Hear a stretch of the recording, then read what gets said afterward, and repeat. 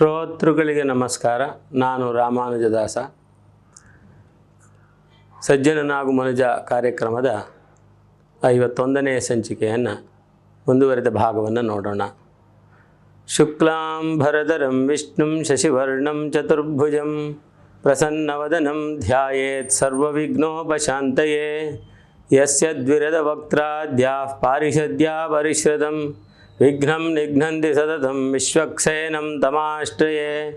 ರಾಮಾಯ ರಾಮಭದ್ರಾಯ ರಾಮಚಂದ್ರಾಯ ವೇದಸೇ ರಘುನಾಥಾಯ ನಾಥಾಯ ಸೀತಾಯಾಃ ಪತಯೇ ನಮಃ. ಮನೋಜವಂ ಮಾರುತತುಲ್ಯವೇಗಂ ಜಿತೇಂದ್ರಿಯಂ ಬುದ್ಧಿಮತಾಂ ವರಿಷ್ಠಂ ವಾತಾತ್ಮಜಂ ವಾನರಯೂತಮುಖ್ಯಂ ಶ್ರೀರಾಮದೂತಂ ಶಿರಸಾ ನಮಾಮಿ. ಕೃಷ್ಣಾಯ ವಾಸುದೇವಾಯ ದೇವಕೀ ನಂದನಾಯ ಚ ನಂದಗೋಪಕುಮಾರಾಯ ಗೋವಿಂದಾಯ ನಮೋ ನಮಃ. ಹಿಂದೆ ಕೃಷ್ಣ ತಾನು ಕರ್ಣನಲ್ಲಿ ಮಾತನಾಡಿ ಕರ್ಣ ತಾನು ಪಾಂಡವರ ಪಕ್ಷಕ್ಕೆ ಬರಲಾರೆ ಅಂತ ಹೇಳಿದ ನಂತರ ಅವನನ್ನು ಕಳಿಸಿಕೊಡ್ತಾನೆ. ಇತ್ತ ವಿದುರ ತಾನು ಎಷ್ಟು ಪ್ರಯತ್ನಪಟ್ಟರೂ ಕೂಡ ಸರ್ವನಾಶವಾಗುವುದನ್ನು ನಿಲ್ಲಿಸಲಾಗಲಿಲ್ಲವಲ್ಲ ಅಂತ ಹೇಳಿ ತಾನು ಕುಂತಿಯ ಕೈಯಲ್ಲಿ ವ್ಯಥೆ ಪಡ್ತಾನೆ.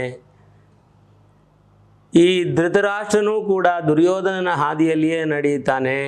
ಹಾಗಾಗಿ ನಾನೇನು ಮಾಡೋಕ್ಕಾಗ್ತಾ ಇಲ್ವಲ್ಲ, ಎಷ್ಟು ಪ್ರಯತ್ನ ಪಟ್ಟರೂ ಈ ಸರ್ವನಾಶವನ್ನು ತಪ್ಪಿಸೋದಕ್ಕೆ ಆಗ್ತಾ ಇಲ್ವಲ್ಲ ನನ್ನ ಕೈಯಲ್ಲಿ ಅಂತ ಹೇಳಿ ಬಹಳ ವ್ಯಥೆ ಪಡ್ತಾನೆ. ಇದಕ್ಕಾಗಿ ನಾನು ಪಟ್ಟದ್ದು ಒಂದ ಎರಡ, ಎಷ್ಟು ಕಷ್ಟಗಳನ್ನು ನಾನು ಎಷ್ಟು ಕಾರ್ಪಣ್ಯಗಳನ್ನು ಅನುಭವಿಸಿದ್ದೇನೆ, ಎಷ್ಟು ವ್ಯಥೆಪಟ್ಟಿದ್ದೇನೆ, ಏನೂ ಕೆಲಸಕ್ಕೆ ಬರ್ತಾ ಇಲ್ವಲ್ಲ. ಸರ್ವನಾಶವಾದ ಮೇಲೆ ರಾಜ್ಯವನ್ನು ಗೆದ್ದರೆ ಏನು ಪ್ರಯೋಜನ? ಬರೀ ವೈರಿಗಳು ಸಾಯ್ತಾರೆಯೇ, ಜ್ಞಾತಿಗಳು ಕೂಡ ಸಾಯ್ತಾರೆ. ಇಂತಹ ಸರ್ವನಾಶ ಬೇಕೇ ನಮಗೆ ಅಂತ ಹೇಳಿದಾಗ ಯಾವ ಕುಂತಿ ತನ್ನ ಮಕ್ಕಳನ್ನು ಯುದ್ಧವಾಡೋದಕ್ಕೆ ತಯಾರಾಗಿರು ಕ್ಷತ್ರಿಯನ ತಾಯಿ ಯಾಕೋಸ್ಕರ ಮಕ್ಕಳನ್ನು ಹೇರ್ತಾಳೆ ಅನ್ನೋದನ್ನು ಜ್ಞಾಪಕದಲ್ಲಿ ಇಟ್ಕೊಳ್ಳಿ. ದ್ರೌಪದಿ ಹೇಳಿದಂತೆ ನಡೆಯಿರಿ, ಯುದ್ಧದಲ್ಲಿಯೇ ಗೆದ್ದಂತಹ ಆಸ್ತಿಯೇ ಸರ್ವಶ್ರೇಷ್ಠ, ಭಿಕ್ಷೆ ಬೇಡುವುದಲ್ಲ, ಎಲ್ಲ ಮಾತನ್ನು ಹೇಳಿ ಕಳಿಸಿದಂತಹ ಕುಂತಿ ದೇವಿಗೆ ಹೌದಲ್ಲವೇ? ವಿದುರ ಹೇಳಿದ ಮಾತಿನಲ್ಲೂ ಅರ್ಥ ಇದೆ ಅಲ್ವಾ? ಸರ್ವನಾಶವೆಲ್ಲ ಆಗಿ ಹೋದ ಮೇಲೆ ಈ ಯುದ್ಧ ನಡೆದೇನು ಪ್ರಯೋಜನ? ನಾವು ರಾಜ್ಯವನ್ನು ಪ್ರಾಪ್ತಿ ಮಾಡಿದ್ದಾನೆ ಏನು ಪ್ರಯೋಜನ? ಜ್ಞಾತಿಗಳನ್ನೆಲ್ಲ ಕಳ್ಕೊಳ್ತಕ್ಕಂತಹ ಈ ಯುದ್ಧ ಬೇಕೇ ಅಂತಕ್ಕಂತಹ ಮನಸ್ಸಿನಲ್ಲಿ ಆಲೋಚನೆ ಕುಂತಿಗೂ ಕೂಡ ಬರ್ತದೆ. ಆ ಕುಂತಿ ತಾನೇನು ಮಾಡ್ತಾಳೆ, ಈ ದುರ್ಯೋಧನ ಕೇವಲ ಕರ್ಣನನ್ನು ನೆಚ್ಚಿಕೊಂಡು ಯುದ್ಧವನ್ನು ಮಾಡ್ತಾ ಇದ್ದಾನೆ, ಕರ್ಣನ ಬಲದ ಮೇಲೆ ತಾನು ಯುದ್ಧ ಆಡ್ತಾನೆ ಅನ್ನೋದು ಗೊತ್ತಿರುವುದರಿಂದ, ಕರ್ಣನು ದುರ್ಯೋಧನನಿಗೆ ಬಲಗೈ ಇದ್ದಂತೆ ಬಲಗೈ ಬಂಟನಾಗಿ ಬಿಟ್ಟಿದ್ದಾನೆ ಅನ್ನತಕ್ಕಂತಹದ್ದು ಗೊತ್ತಿರೋದ್ರಿಂದ ತಾನು ಒಂದು ದಿವಸ ಬೆಳಿಗ್ಗೆ ಕರ್ಣನನ್ನು ಸಂಧಿ ಮಾಡೋದಕ್ಕೆ ಭಾಗೀರಥಿ ನದಿಗೆ ಬರ್ತಾನೆ. ಬಂದರೆ ಈ ಕರ್ಣ ತಾನು ಸೂರ್ಯನನ್ನು ಕುರಿತು ಜಪ ಮಾಡ್ತಾ ಇರ್ತಾನೆ. ಅವನಲ್ಲಿ ಒಂದು ವಿಶೇಷವಾದಂತಹ ಜಪ ಮಾಡುವ ವಿಧಾನ. ಪ್ರಾತಃ ಕಾಲದಲ್ಲಿ ಸೂರ್ಯೋದಯಕ್ಕೆ ತಾನು ಸೂರ್ಯನನ್ನು ಎದುರು ಮಾಡಿ ನಿಂತರೆ ಆ ಸೂರ್ಯ ತನ್ನ ಬೆನ್ನಿಗೆ ಬರುವವರೆಗೂ ಆ ಜಪವನ್ನು ಮಾಡ್ತಾ ಇದ್ದಂಥದ್ದು. ಕುಂತಿದೇವಿ ಇವನ ಉತ್ತರಿಯ ನೆರಳಿನಲ್ಲಿ ನಿಂತಿದ್ಲು ಅಂತ ಹೇಳ್ತಾರೆ.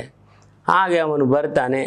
ಬಂದು ಅವಳು ಎಲ್ಲವನ್ನೂ ತಾನು ತನ್ನ ಮಗನಿಗೆ, ನೀನು ಕೌಂತೆಯ, ನೀನು ರಾಧೇಯನಲ್ಲ, ಅಧಿರಥನ ಪುತ್ರನಲ್ಲ, ಸೂತನ ವಂಶವಲ್ಲ ನಿಂದು ಅಂತ ಎಲ್ಲ ಹೇಳ್ತಾಳೆ. ಹೇಳಿದಾಗ ಇವನು ಕೂಡ ಆ ಸಮಯದಲ್ಲಿ ತಾನು ತಾಯಿಗೆ ಅಡ್ಡ ಬಿದ್ದು ನಿಮಗೇನಾಗಬೇಕು ಅಂತ ಕೇಳ್ತಾನೆ.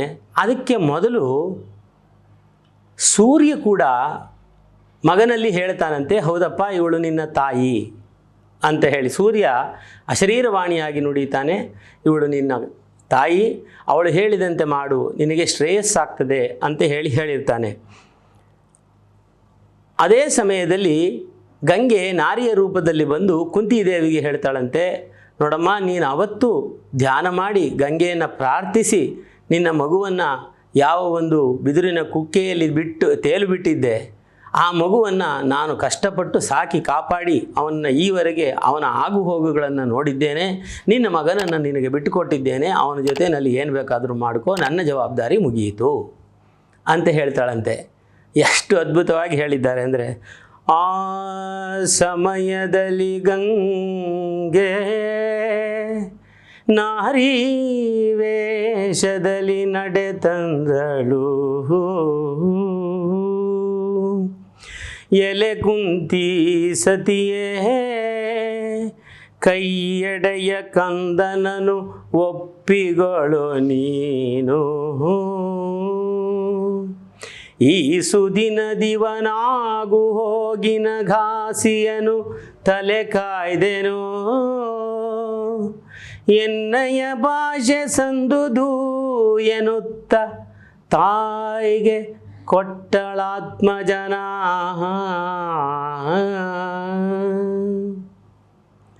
ಅವಳ ಪುತ್ರನನ್ನು ಕುಂತಿದೇವಿ, ನಿನ್ನ ಪುತ್ರನನ್ನು ನಿನಗೆ ಒಪ್ಪಿಸಿದ್ದೇನಮ್ಮ.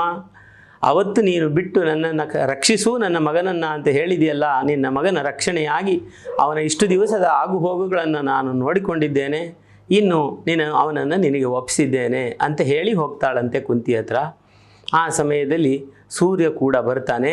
ಸೂರ್ಯ ಕರ್ಣನ ಕಿವಿಯಲ್ಲಿ ಹೇಳ್ತಾನಂತೆ, ನೋಡಪ್ಪ ಬಂದಿದ್ದಾಳೆ ನಿಮ್ಮ ತಾಯಿ. ಅವತ್ತು ನೀನು ಬ್ರಾಹ್ಮಣನ ವೇಷದಲ್ಲಿ ಕೃಷ್ಣ ಬಂದು ಹರಿ ಬಂದು ನಿನ್ನನ್ನು ಬೇಡಿದಾಗ ಕರ್ಣಕವಚಗಳನ್ನು ಕೊಟ್ಟಂತೆ ಇವಳಿಗೂ ಎಲ್ಲವನ್ನೂ ಕೊಟ್ಟು ಬಿಡಬೇಡ. ನಿನ್ನಯ ಸರಳ ಬೇಡಲು ಬಂದಳು. ನಿನ್ನಲ್ಲಿರತಕ್ಕಂಥ ಅಸ್ತ್ರಗಳನ್ನು ಕೇಳೋದಕ್ಕೆ, ಬಾಣಗಳನ್ನು ಕೇಳೋದಕ್ಕೆ ಬಂದಿದ್ದಾಳೆ ಅವಳು ಅಂತ ಹೇಳಿ. ಇರಲಿರಲು ರವಿ ಬಂದನು, ಎಕ್ಕಟಿ ಕರೆದನು, ಆತನ ಕಿವಿಯೊಳೆಲ್ಲವ ನೊರೆದ. ನಿನಗೆಲೆ ಮಗನೇ ಕುಂತಿ ನಾರಿ ತಾಯಹುದೋ. ಮುರಹರನ ಮತದಿಂದ ನಿನ್ನಯ ಸರಳ ಬೇಡಲು ಬಂದಳು. ಅಂದಿನ ಹರಿಗೆ ಕವಚವನಿತ್ತವಲು ಮರುಳಾಗಬೇಡೆಂದ.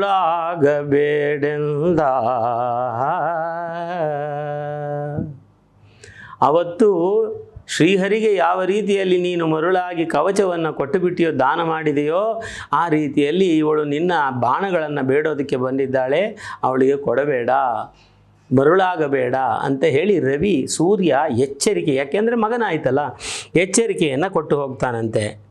ಆವಾಗ ಅವನಿಗೆ ತಂದೆಗೆ ನಮಸ್ಕಾರವನ್ನು ಮಾಡಿ ಅವನು ಬೀಳ್ಕೊಡ್ತಾನಂತೆ. ಬೆಸೆಸಿದುದಕ್ಕೆ ಹಸಾದವೆಂದನು, ಬಿಸಜ ಬಂದುವ ಕಳುಹಿದನು. ಮನ್ನಿಸಿದನತ್ತಲು ಮಾತೆಯನು ಭಯಭರಿತ ಭಕ್ತಿಯಲಿ. ತಂದೆಯನ್ನು ಕಳಿಸಿಕೊಟ್ಟ, ತಾಯಿಗೂ ನಮಸ್ಕಾರ ಮಾಡಿ ಅವಳನ್ನು ಮನ್ನಿಸಿದ. ಅವಳನ್ನು ಶಿರಸ ಅವಳ ಪಾದಾರವಿಂದಗಳಿಗೆ ನಮಸ್ಕಾರವನ್ನು ಮಾಡ್ತಾನಂತೆ. ವಸದು ಬಿಜಯಂಗೈದ ಹದನನು ಉಸುರಬೇಹುದು ತಾಯೇಯನೆ. ವಸದು ವಿಜಯಂಗೈದ ಹದನನು ಉಸುರಬೇಹುದು ತಾಯೇಯನೆ. ಶೋಕಿಸುತ್ತ ನುಡಿದಳು ಕುಂತಿ, ಕರ್ಣನ ತೆಗೆದು ಬಿಗಿದಪ್ಪಿ. ಕಣ್ಣಲ್ಲಿ ನೀರು ಬಂತು. ತಾಯಿ, ನೀನು ಬಂದಿದ್ದಂತಹ ಉದ್ದೇಶ ಏನು, ಅದನ್ನು ದಯವಿಟ್ಟು ಹೇಳಿ ಅಂತ ಹೇಳಿ ಕರ್ಣ ಕೇಳ್ತಾನೆ. ಕಣ್ಣಲ್ಲಿ ನೀರು ತುಂಬಿಕೊಂಡು ಕರ್ಣನನ್ನು ಬಿಗಿದಪ್ಪಿಕೊಂಡು ಮುಂದೆ ಹೇಳ್ತಾಳಂತೆ, ಮಗನೇ ತಮ್ಮಂದಿರನು ಪಾಲಿಸೋ, ವಿಗಡತನವನು ಮಾಡೋ. ನೀನೋಲಗಿಸುವರೆ ಕುರುಪತಿಯ, ನಿನಗವರಿದಿರೆ ಇತ್ತಂಡ ಸೊಗಸೋ. ತಾನೆಂದುದನು ಹಿಸುಣರ ಬಗೆಯ ನೀ ಕೇಳದಿರೋ.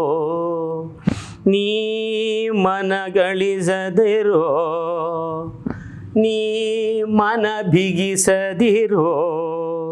ಸಲಿಸೆನ್ನ ವಚನವನು,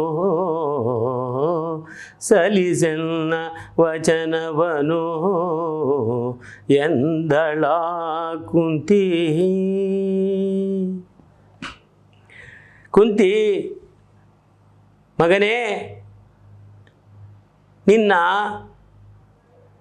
ಸ್ವಲ್ಪ ಆಲೋಚನೆ ಮಾಡು, ವಿಗಡತನವನ್ನು ಮಾಡು, ನಿನ್ನ ದಾರಿಯನ್ನು ಬದಲಾಯಿಸಿಕೋ. ಈ ಯುದ್ಧದಲ್ಲಿ, ಸರ್ವನಾಶದಲ್ಲಿ ಯಾವುದೇ ಸಾರ್ಥಕತೆ ಇಲ್ಲ. ಅವನ ಮೊಂಡುತನಕ್ಕೆ ಬಿದ್ದು ನೀನು ಅವನ ಜೊತೆಯಲ್ಲಿ ಯುದ್ಧವಾಡಬೇಡ. ನಿನಗೆ ಇಬ್ಬರೂ ಇತ್ತಂಡ ಸೊಗಸು, ನಿನಗೆ ಇಬ್ಬರೂ ಕೂಡ ಸಹೋದರರೇ. ಆದ್ದರಿಂದ ನೀನು ಪಟ್ಟದ ರಾಜನಾಗುವಂತಹ ಅಧಿಕಾರವನ್ನು ಹೊಂದಿದ್ದೀಯಾ.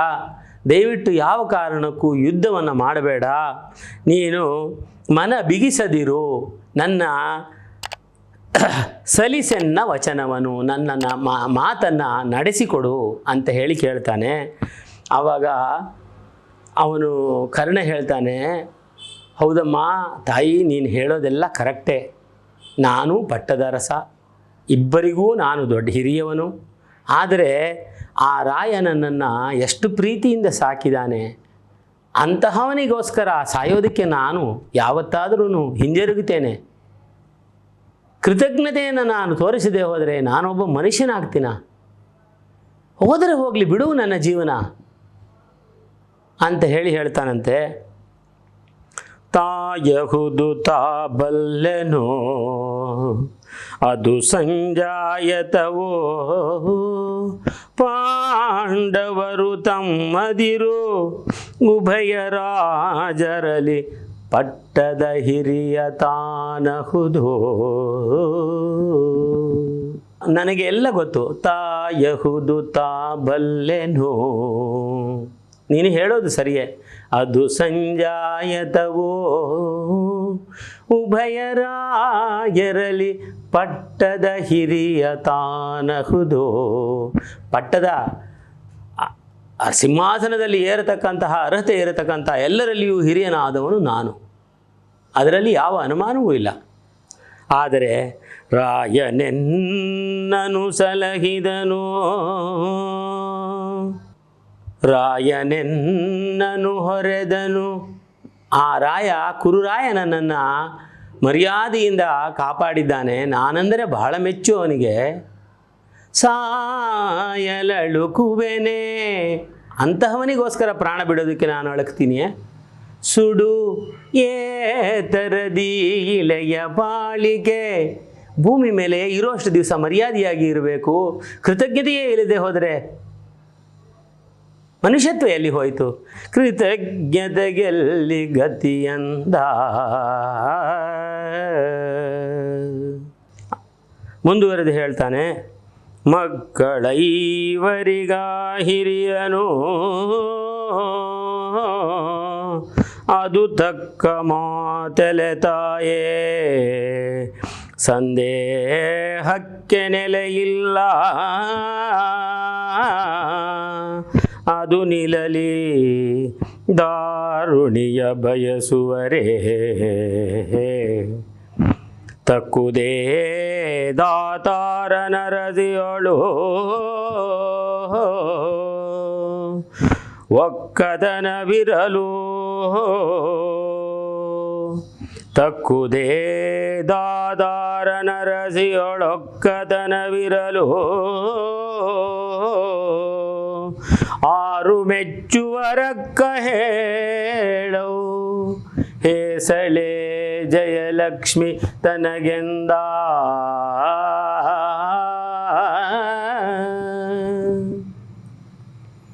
ಹೌದಮ್ಮ, ಮಕ್ಕಳೈವರಿಗೆ ನಾನೇ ಹಿರಿಯ. ಮಕ್ಕಳೈವರಿಗ ಹಿರಿಯನು, ಅದು ಕರೆಕ್ಟು. ಅದು ತಕ್ಕ ಮಾತಲೆ ತಾಯೇ, ಸಂದೇಹಕ್ಕೆ ನೆಲೆಯಿಲ್ಲ,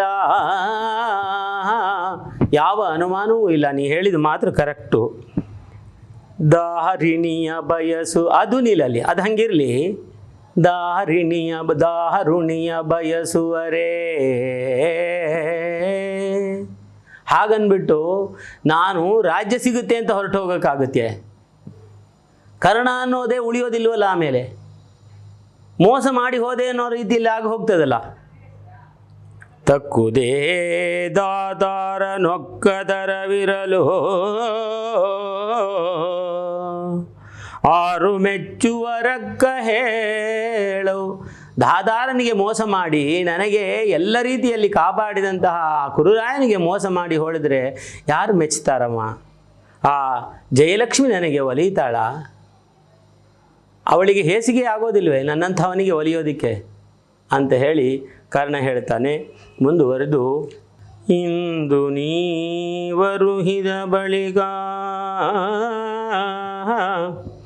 ಇಂದು ನೀವರುಹಿದ ಬಳಿಕ ರವಿನಂದನನು ಎಂದರಿದನಲ್ಲದೆ ಹಿಂದೆ ದುರ್ಯೋಧನನು ಅದಾವ ನೋಡಿಸಲಹಿದನು.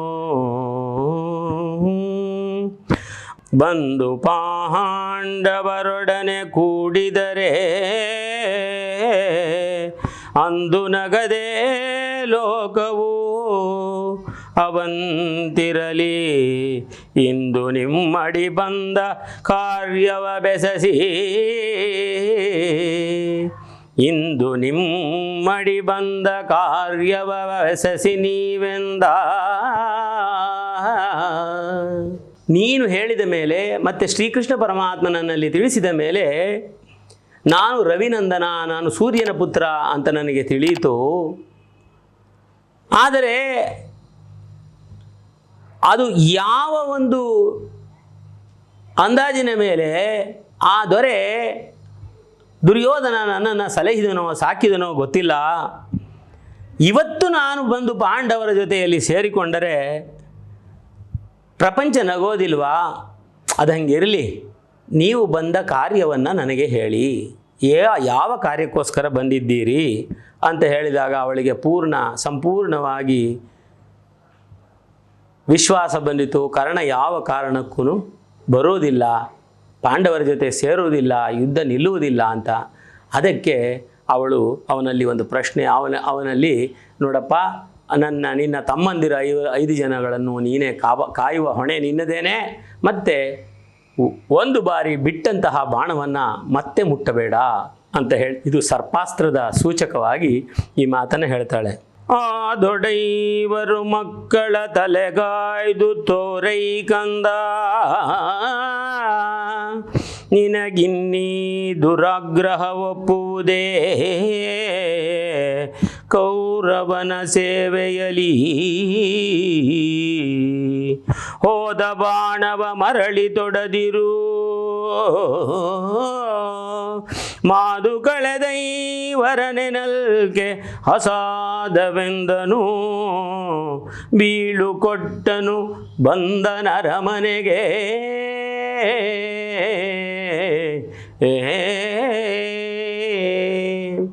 ಆಯ್ತಪ್ಪ, ತಮ್ಮಂದಿರ ಎಲ್ಲರ ಜವಾಬ್ದಾರಿ ನಿನ್ನದೇನೆ, ತೊಟ್ಟ ಬಾಣವನ್ನು ತೊಡಬೇಡ, ಇದೆರಡನ್ನು ನಡೆಸಿಕೊಡು ಅಂತ ಹೇಳಿದಾಗ ಹಸಾದವೆಂದನು. ಹಾಗೆಯೇ ಆಗಲಿ ಅಂತ ಹೇಳಿ ಅವಳಿಗೆ ಭಾಷೆಯನ್ನು ಕೊಟ್ಟು ಅವಳನ್ನು ಕಳಿಸಿಕೊಟ್ಟು ತಾನು ಅರಮನೆಗೆ ಬರ್ತಾನೆ. ಇಲ್ಲಿಗೆ ಈ ಕುಂತಿದೇವಿ ಬಂದು ಕರ್ಣನನ್ನು ಭೇಟಿಯಾದದ್ದು ಮುಗಿಯುತ್ತೆ. ಮುಂದೆ ಕೃಷ್ಣ ಕೂಡ ಕರ್ಣನನ್ನು ಭೇಟಿಯಾದ್ದಾಯಿತು. ಯಾವ ಕಾರಣಕ್ಕೂ ಸಂಧಿ ಆಗುವುದಿಲ್ಲ ಅನ್ನತಕ್ಕಂತಹ ಎಲ್ಲ ವ್ಯವಸ್ಥೆಯು, ಎಲ್ಲ ರೀತಿಯ ಪರೀಕ್ಷೆಗಳು ನಡೆದು ಹೋದವು. ಅವನು ಅಲ್ಲಿಂದ ಉಪಪ್ಲಾವ್ಯಕ್ಕೆ ಯುಧಿಷ್ಠಿರನನ್ನು ಮತ್ತು ಎಲ್ಲಿ ಪಾಂಡವರು ಮತ್ತು ಉಳಿದ ಎಲ್ಲ ಸೇನೆಗಳು, ಅವರ 7 ಅಕ್ಷೋಹಿಣಿ ಸೈನ್ಯವು ಸೇರಿತ್ತೋ ಆ ಉಪಪ್ಲಾವ್ಯಕ್ಕೆ ಕೃಷ್ಣ ಅಲ್ಲಿಂದ ಹೋಗ್ತಾನೆ. ಹೋದ ಕೂಡಲೇ ಕೃಷ್ಣನನ್ನು ಕಂಡು ಗಾಢಾಲಿಂಗನವನ್ನು ಮಾಡಿಕೊಂಡು ಯುಧಿಷ್ಠಿರ ಅವನಿಗೆ ಅರ್ಘ್ಯಪಾದ್ಯಾದಿಗಳನ್ನು ಕೊಟ್ಟು ಅವನನ್ನು ಸತ್ಕರಿಸ್ತಾನೆ, ವಿಶ್ರಾಂತಿ ಗೃಹಕ್ಕೆ ಕಳಿಸ್ತಾನೆ. ಸಾಯಂಕಾಲ ಇಬ್ಬರೂ ಬಂದು ಸೇರ್ತಾರೆ. ಆಗ ಯುಧಿಷ್ಠಿರ ತನ್ನ ಪ್ರಶ್ನೆಗಳನ್ನು ಕೃಷ್ಣನಲ್ಲಿ ಆ ಸಂಧಿಯ ಸಮಯದಲ್ಲಿ ಏನಾಯಿತು ಅನ್ನುವ ವಿಚಾರವನ್ನು ಕೇಳ್ತಾನೆ. ಸಂಧಿ ಮುರಿದು ಹೋಯ್ತಪ್ಪ,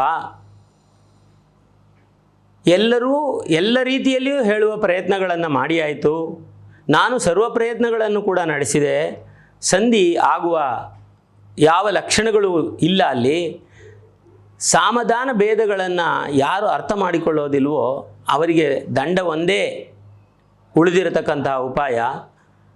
ದಂಡ ಮಾತ್ರ ನಮಗೆ ಇರತಕ್ಕಂತಹದ್ದು ಅಂದಾಗ ಆ ಧರ್ಮರಾಯ ಯುಧಿಷ್ಠಿರ ಏನು ಹೇಳ್ತಾನೆ, ಭವಾನ್ ಹಿನೋ ಗತಿ ಕೃಷ್ಣ ಭವಾನ್ ನಾಥೋ ಭವಾದ್ ಗುರು, ನೀನೇ ಗುರು, ನೀನೇ ನಮ್ಮನ್ನು ಕಾಯತಕ್ಕಂತಹವನು, ನೀನೇ ಸರ್ವಸ್ವ, ಆದ್ದರಿಂದ ನೀನು ಏನನ್ನು ಹೇಳ್ತೀಯೋ ಅದೇ ರೀತಿಯಲ್ಲಿ ಆಗಲಿ ಅಂತ ಹೇಳ್ತಾನೆ. ಮತ್ತೆ ಮುಂದುವರೆದು ಅವನು ಕೃಷ್ಣನನ್ನು ಕೇಳ್ತಾನೆ, ಕೃಷ್ಣ ಅಲ್ಲಿ ನೀನು ಸಂಧಿಗೆ ಹೋದಿಯಲ್ಲಪ್ಪ, ನೀನು ಹೇಳಿದ ಮಾತು ಹಂಗಿರಲಿ, ಉಳಿದ ನನ್ನ ತಾತ ಗುರುಗಳು ಚಿಕ್ಕಪ್ಪ ಉಳಿದವರು ಯಾರು ಏನು ಹೇಳಲಿಲ್ವೇ ಅಂತ ಪ್ರಶ್ನೆಯನ್ನು ಕೇಳ್ತಾರೆ. ಆಗ ಕೃಷ್ಣ ಹೇಳೋಕ್ಕೆ ಶುರು ಮಾಡ್ತಾನೆ, ಅಲ್ಲಿ ಏನು ನಡೆಯಿತು, ಸಂವಾದದ ಸಮಯದಲ್ಲಿ ಏನು ನಡೆಯಿತು ಅನ್ನೋದನ್ನು, ಸಂಧಾನದ ಸಮಯದಲ್ಲಿ ಏನು ನಡೆಯುತ್ತೆ ಅನ್ನೋದನ್ನು ಕೃಷ್ಣ ಹೇಳ್ತಾನೆ. ನಮ್ಮ ವ್ಯಾಸರ ವಿಶೇಷತೆಯನ್ನು ನೋಡಿ, ಅಲ್ಲಿ ಹಿಂದೊಮ್ಮೆ ಹೀಗೆ ಆಯಿತು, ಕರ್ಣನನ್ನು ಕರೆದುಕೊಂಡು ಬಂದ ಅಂತ ಹೇಳಿದ್ವಿ. ಕರ್ಣನನ್ನು ಕರೆದುಕೊಂಡು ಬಂದದ್ದನ್ನು ಸಂಜಯನ ಮೂಲಕ ಧೃತರಾಷ್ಟ್ರ ತಿಳ್ಕೊಳ್ತಾನೆ. ಅಲ್ಲಿ ಏನನ್ನೂ ಹೇಳುವುದಿಲ್ಲ. ಇಲ್ಲಿ ಸಂಜಯ ಧೃತರಾಷ್ಟ್ರನಿಗೆ ಹೇಳಿದಂತೆ ಏನು ನಡೆಯಿತು ಅನ್ನೋ ವಿಚಾರನ ಅಲ್ಲೇ ಹೇಳಿರ್ತಾನೆ. ಇಲ್ಲಿ ಕೃಷ್ಣ ಪರಮಾತ್ಮನು ಸಂಧಾನದಲ್ಲಿ ವ್ಯಾಸರು ಏನು ನಡೆಯಿತು ಅಂತ ಚಿತ್ರಣವನ್ನು ಕೊಟ್ಟರೋ ಆ ಚಿತ್ರಣದಲ್ಲಿ ಇರತಕ್ಕಂತಹ ವಿಚಾರಗಳನ್ನು ಬಿಟ್ಟು ಕೃಷ್ಣನ ದೃಷ್ಟಿಕೋನ, ಈಗ ನೀವು ಅರ್ಥ ಮಾಡಿಕೊಳ್ಬೇಕು, ಆ ಸಂಧಾನದಲ್ಲಿ ನಡೆದ ಮುಖ್ಯವಾದ ಭಾಗ ಅಂತ ಏನನ್ನು ಹೇಳಿದ್ವಿ, ಆ ಹೇಳಿದ ಭಾಗದಲ್ಲಿ ವ್ಯಾಸರು ರಚಿಸಿದಂತಹ ಭಾರತದಲ್ಲಿ ವ್ಯಾಸರ ರೀತಿಯಲ್ಲಿ ಸಂಧಾನ ಪ್ರಕ್ರಿಯೆ ಯಾವ ರೀತಿ ನಡೀತು, ಯಾರ್ಯಾರು ಏನನ್ನು ಮಾತಾಡಿದ್ರು, ಇನ್ನೂ ಬಹಳಷ್ಟು ಜನ ಮಾತನಾಡಿರ್ತಾರೆ. ಆದರೆ ಅಲ್ಲಿ ತೆಗೆದುಕೊಂಡ ವಿಚಾರ ಇಲ್ಲಿ ಇರುವುದಿಲ್ಲ. ಕೃಷ್ಣನ ಗಮನಕ್ಕೆ ಬಂದಂತಹ ವಿಶೇಷವಾದ ವಿಚಾರಗಳನ್ನು ಇಲ್ಲಿ ಹೇಳ್ತಾನೆ. ಆ ಸಂಧಾನದಲ್ಲಿ ಯಾವ ವಿಚಾರ ನಡೆದಿರುತ್ತೆ ಅದರಲ್ಲಿ ಅಲ್ಲಿ ಹೇಳಿ ಬಿಟ್ಟಂತಹ ಉಳಿದ ಭಾಗವನ್ನು ಇಲ್ಲಿ ಹೇಳಿರ್ತಾನೆ. ಆ ಹೇಳಿದಾಗ ಇಲ್ಲಿ ಹೇಳ್ತಾನೆ, ನಾನು ಧರ್ಮಯುಕ್ತವಾದಂತಹ ಎಲ್ಲ ಮಾತುಗಳನ್ನು ಹೇಳಕ್ಕೆ ಶುರು ಮಾಡಿದ್ನಪ್ಪ, ಎಲ್ಲ ಮಾತುಗಳನ್ನು ಹೇಳಿ ಮುಗಿಸಿದೆ. ಯುಧಿಷ್ಠಿರನು ಎಷ್ಟು ಭಯಭಕ್ತಿಯಿಂದ ಚಿಕ್ಕಪ್ಪನ ಕಾಲು ಕೆಳಗಡೆ ಬಿದ್ದಿರ್ತೀವಿ, ಅವನು ಹೇಳಿದ್ದನ್ನು ನನಗೆ ಅವನು ಏನು ಅಪ್ಪಣೆ ಮಾಡ್ತಾನೋ ಅದನ್ನು ಮಾಡ್ತೀವಿ, ನಮಗೆ ಬರಬೇಕಾದಂತಹ ರಾಜ್ಯವನ್ನು ಕೊಡಲಿ ಅಂತ ಹೇಳಿದ. ಇದರಲ್ಲಿ ತಪ್ಪೂ ಇಲ್ಲ. ಅವರ ಯಾವ ಕಾಯ್ದೆ ಕಾನೂನಿನ ಪ್ರಕಾರ ವನವಾಸವನ್ನು ಮುಗಿಸಿಕೊಂಡು ಬಂದದ್ದು ಯಾಕೆ? ನಮ್ಮ ರಾಜ್ಯ ನಮಗೆ ವಾಪಸ್ ಸಿಗುತ್ತೆ ಅಂತ ತಾನೆ. ಆ ಕೆಲಸವನ್ನು ಮಾಡಿ ಮುಗಿಸಿದ್ದಾರೆ. ಇವಾಗ ಅವ್ರಿಗೆ ಕೊಡಬೇಕಾದ್ದನ್ನು ಕೊಡಬೇಕು ಅಂತ ನಾನು ಹೇಳಿ ಬೇಕಾದಷ್ಟು ಉದಾಹರಣೆಗಳನ್ನು ಕೊಟ್ಟು ಧರ್ಮದ ಮಾರ್ಗಗಳು ಯಾವುವು ಅಂತವನ್ನು ಎಲ್ಲವನ್ನೂ ಅವನಿಗೆ ಹೇಳಿದ ನಂತರವೂ ಕೂಡ ಅವನ ಪ್ರತಿಕ್ರಿಯೆ ಹೇಗಿತ್ತು ಅಂತ ನಾನು ಹೇಳ್ತೀನಿ ಕೇಳು. ಅವನು ಗಹಗಹಿಸಿ ನಕ್ಕು ಬಿಟ್ಟ ನನ್ನ ಮಾತಿಗೆ. ಕೃಷ್ಣನಾಡಿದ ಮಾತಿಗೆ ಗಹಗಹಿಸಿ ನಕ್ಕಿದ ಅಂತ ಹೇಳಿದಾಗ ಭೀಷ್ಮನಿಗೆ ಕೋಪ ಬಂತಂತೆ. ಭೀಷ್ಮ ಎದ್ದೇಳ್ತಾನೆ. ಎದ್ದು ಬಿಟ್ಟು ದುರ್ಯೋಧನನಿಗೆ ಹೇಳ್ತಾನಂತೆ, ಅಪ್ಪ ದುರ್ಯೋಧನ, ಒಂದು ಮಾತನ್ನು ಹೇಳ್ತೀನಿ ಕೇಳು. ಕೃಷ್ಣ ಹೇಳಿದ ಮಾತಿಗೆ ನಗುವುದಲ್ಲ, ಸತ್ಯವಾದ ವಿಚಾರವನ್ನು ಹೇಳ್ತೇನೆ ಕೇಳಿಲ್ಲಿ. ದುರ್ಯೋಧನ ನಿಬೋಧಿತಾಂ ಕುಲಾರ್ಥೆ ಯದ್ಭ್ರಮೀವಿತೆ ತಚ್ಛ್ರುತ್ವ ರಾಜಶಾರ್ದೂಲ ಸ್ವಕುಲಸ್ಯ ಹಿತಂ ಕುರು. ನಾನು ಹೇಳುವ ಮಾತುಗಳನ್ನು ಕೇಳು, ನಿನ್ನ ಕುಲಕ್ಕೆ ಹಿತವಾದ ಕೆಲಸವನ್ನು ಮಾಡು. ನಾನೀಗ ನಿನಗೆ ಹೇಳತಕ್ಕಂತಹ ಮಾತುಗಳನ್ನು ಕೇಳಿ ಅದಾದ ನಂತರ ನಿನ್ನ ಕುಲಕ್ಕೆ ಅನುಕೂಲಕರವಾದಂತಹ ಕೆಲಸವನ್ನು ಮಾಡು ಅಂತ ಹೇಳಿ ಭೀಷ್ಮ ಹೇಳೋದಕ್ಕೆ ಶುರು ಮಾಡ್ತಾನೆ. ಉಳಿದ ಭಾಗವನ್ನು ಮುಂದಿನ ಸಂಚಿಕೆಯಲ್ಲಿ ನೋಡೋಣ. ಜೈ ಶ್ರೀ ಕೃಷ್ಣ.